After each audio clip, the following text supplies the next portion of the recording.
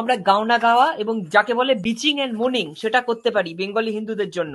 যেমন ইসরায়েল প্যালেস্তাইনের সময় আমরা ইসরায়েলিদের হয়ে অনেক কিছু বিচিং করেছি ইয়েতে, যে দেখো মারছে দেখো মারছে, সুতরাং ইসরায়েলের পাশে দাঁড়াও। সেটা খুব ভালো কাজ হয়েছে। ইসরায়েলের জন্য এই নরেন্দ্র জানবে, যেরকম আমরা করেছিলাম ব্যাক টু ব্যাক কন্টিনিউয়াস, তখন যেন আমাদের সমস্ত মেটেরিয়াল গুলো তৈরি থাকে, যে যেই মুহূর্তে অ্যাকশন শুরু হবে আমরা সেই মুহূর্তে অনলাইন এসে বাংলাদেশি মোল্লাদের বিরুদ্ধে এক টানা প্রোপাগান্ডা চালাবো।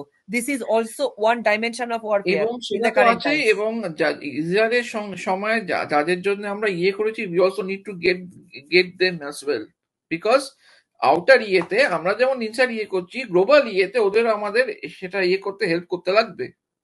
এবং আই উইল দেখো মারছে দেখো মারছে, সুতরাং ইসরায়েলের পাশে দাঁড়াও। সেটা খুব ভালো কাজ হয়েছে।